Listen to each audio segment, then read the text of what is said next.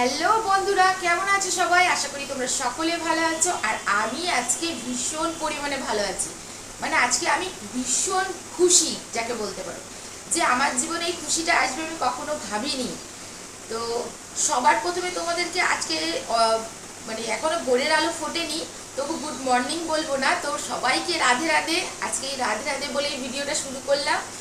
তো তোমাদেরকে দেখাই কটা বাজে, দেখো, অথচ আমার ঘড়িটা তা দেখা একটু। আমার ঘড়িটা কিন্তু ব্যাটারি নেই, কিন্তু খারাপ। চলো তোমাদের ফোনে দেখাই এখন বাজে কটা, দেখতে পাচ্ছ?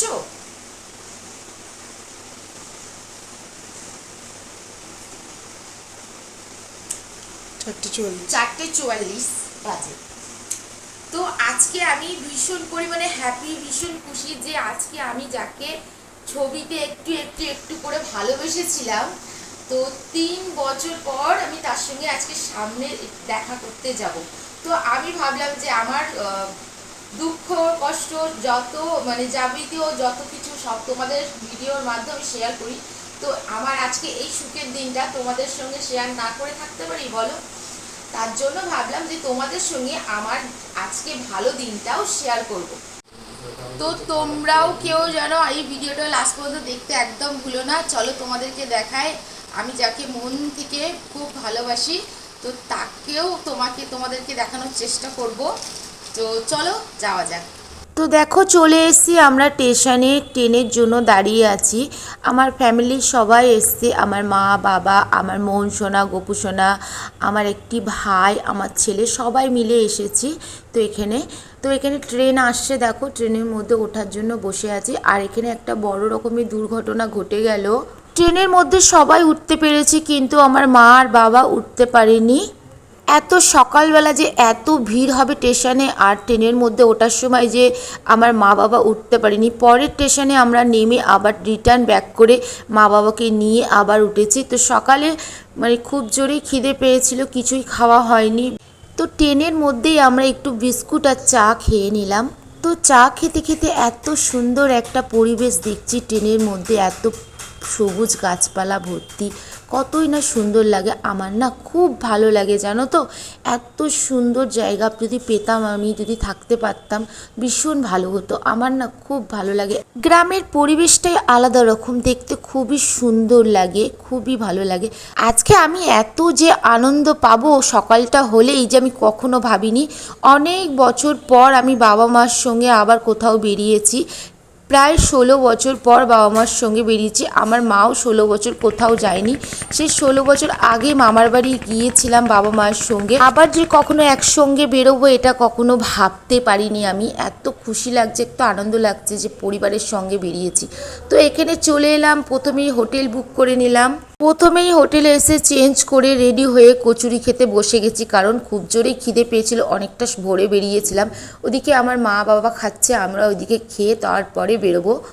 আজকে ভীষণ আনন্দ ছিলাম, কিন্তু এই আনন্দের মাঝখানেও আমাদের অনেকটাই কষ্ট পেতে হয়েছে। বারবার আমরা একই ঘটনা ঘটছে আমাদের সঙ্গে, জানি না কেন এখানে আসার জন্য। যেমন ট্রেন ছেড়ে দিল, মা বাবা উঠতে পারলো না, সেরকম খেয়াঘাটে নৌকাতেও মা বাবা উঠতে পারলো না, পরের নৌকায় বাবা মা এলো। কেন এমনটা হচ্ছে বুঝতে পারছি না, কিন্তু তার মাঝখানেও আজকে আমরা খুব খুশি, খুব আনন্দ। আর এই রুমটা নিয়েছিলাম, এই পুরো ফ্যামিলির মধ্যে দিয়েছিল, যেহেতু আমরা ফ্যামিলির সবাই মিলে এসেছি বলে ফ্যামিলি রুম দিচ্ছে। জায়গাটা খুবই সুন্দর আর খুবই কম ভাড়া এই হোটেলটা, তোমরা পারলে আসতে পারো এখানে। আমি যত বাড়ি ঘুরতে গিয়েছিলাম কিন্তু এরকম হোটেলে কখনো থাকিনি। পুরো বাড়ির মতো পরিবেশ, একদম এত ভালো পরিবেশটা, আর এত সুন্দর জায়গা, মনে হচ্ছে পুরো একটি বাড়ি, এমনই মনে হচ্ছে। খুবই কম দাম। আর চলো তোমাদের যার সঙ্গে দেখা করতেই দেখায়। তো দেখো আমি যাকে ভালোবাসি তিনি এখানেই থাকেন। তো চলে এলাম মায়াপুর। তো দেখতে পাচ্ছ মায়াপুরের পরিবেশটা। আমি অনেক বছর পর এলাম, প্রায় 3 বছর পর এখানে আসতে পেরেছি, আমার এটাই অনেক ভাগ্য। চারিদিকটা ঘুরিয়ে তোমাদেরকে দেখাই। তোমরা তো অনেকেই জানো মায়াপুরের পরিবেশটা খুবই সুন্দর, শান্তির জায়গা একটা। যত কষ্ট দুঃখ যা আছে এখানে সব আসলে মন থেকে সব মুছে যায়। আর চলো আমি যাকে ভালোবাসি তার মুখটাও তোমরাও দেখো, যার কাছে আমি মনের কষ্ট দুঃখ জানাই, দিন রাত যার মুখটা আমি দেখি। তো তোমরাও দেখো। আমি তো ছবিতে বাড়িতে দেখি হৃদয়ের মাঝখানে আমি তাদেরকে অনেকটাই জায়গা দিয়েছি, তারা ছাড়া আমার কেউ নেই। বিশ্বাস করো, যতবার আমি কোনো বিপদে পড়েছি কিন্তু ওনাকে স্মরণ করেছি, আমি উদ্ধার হয়ে গেছি। তাই তোমাদেরকেও বলি, কখনো যদি পারো তো একবার হরে কৃষ্ণ নাম বলো, দেখবে প্রত্যেকটা বিপদ উদ্ধার হয়ে যাবে। আর এই মুখটা দেখো কতটা সুন্দর, চরণ দুটি যদি বুকে জড়িয়ে পেতাম। আর এখানে চলে এলাম ভোগ খেতে। তো মা বসে খাচ্ছে, সবাই বসে খাচ্ছে, আমিও খেতে চলে এলাম, তোমাদের সঙ্গে শেয়ার করছিল ভোগের মধ্যে কি দিল তোমাদের সঙ্গে শেয়ার করি। এখানে চচ্চড়ি দিল, ডাল দিল, ভাজা দিল, পায়েসও দিয়েছে। তো আমাদের খাওয়া শেষ করে পুরো বাইরেটা ঘুরে দেখাচ্ছি বাবা আর মাকে। বাবা এর আগে এসেছিলেন নাকি, মা তো কোনো দিন আসেনি। তো মাকে নিয়ে একটু ঘুরিয়ে ঘুরিয়ে চারিদিকটা দেখাচ্ছি। মার তো পা ব্যথাই হয়ে গেছে। আজকে আমার বাবা মা এতটাই খুশি, এতটাই আনন্দিত যে কি বলবো, যে এতটা ওদের খুশি দেখে আমারও ভীষণ, তো আমি খুশি, ওদের খুশি দেখে আরও খুশি হলাম। একটা জিনিস খেয়াল করে দেখবে, যে আনন্দ নিজের পরিবারের সঙ্গে ঘুরতে গেলে পাওয়া যায়, সেটা কোনো বন্ধু বান্ধবের সঙ্গে পাওয়া যায় না।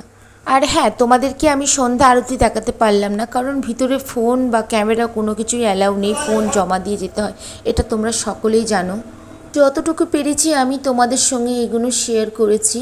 আশা করি ভিডিওটা তোমাদের খুবই ভালো লাগবে। আর আমার ভিডিও বানাতে যদি কোনো ভুল ত্রুটি হয়ে থাকে অবশ্যই কমেন্টে আমাকে জানিও। আমি খুব একটা ভালো করে ভিডিও বানাতে পারি না, যেমন পারি সেইটুকু তোমাদের সঙ্গে শেয়ার করার চেষ্টা করি। তো বাড়ি ফিরে যাব বলে রেডি হয়ে নিলাম, মনটা তো খুবই খারাপ লাগছে, আবার কবে আসতে পারবো জানি না। যদি ভিডিওটা ভালো লেগে থাকে তো একটা লাইক শেয়ার করে দিও। তো পরের ভিডিওতে আবার আসছি। তো রাধে রাধে।